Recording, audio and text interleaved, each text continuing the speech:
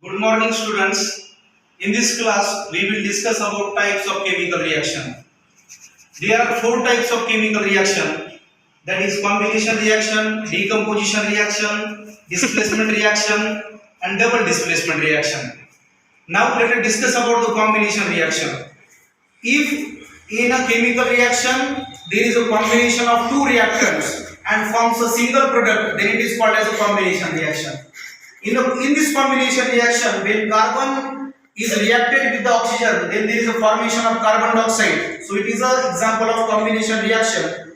Also, when calcium oxide is reacted with the water, at that time also calcium hydroxide is formed and also heat is liberated. So in this both reaction, there are two reactants who combine with one another and form a one product, and therefore it is called as a combination reaction. So in the combination reaction, two reactants combine with one another and form a single product. Second type of chemical reaction is a decomposition reaction, in which a single reactant is decomposed or break down and there is a formation of two products or more than two products. Then that reaction is called as a decomposition reaction.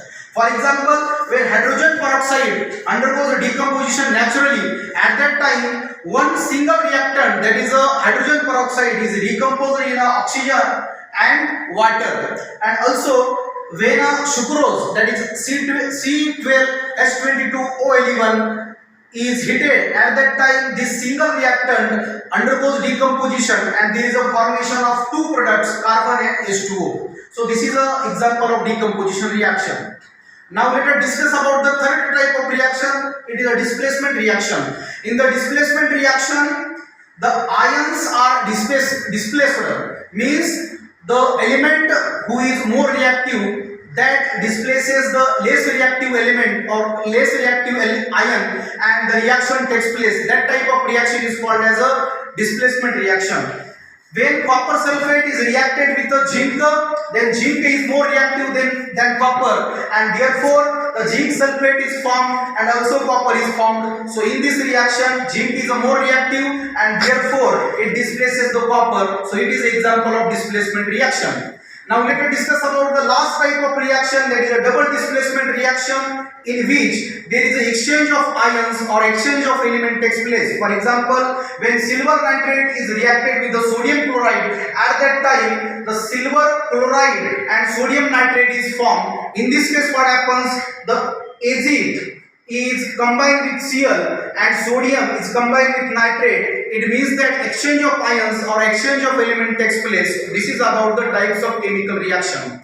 Now let us see factors affecting rate of reaction. There are 5 factors which affect the rate of reaction. That is, first factor, nature of reactant. Second factor, size of particle of reactant. Third factor, concentration of reactant. Fourth factor, temperature of reaction. And fifth factor, catalyst.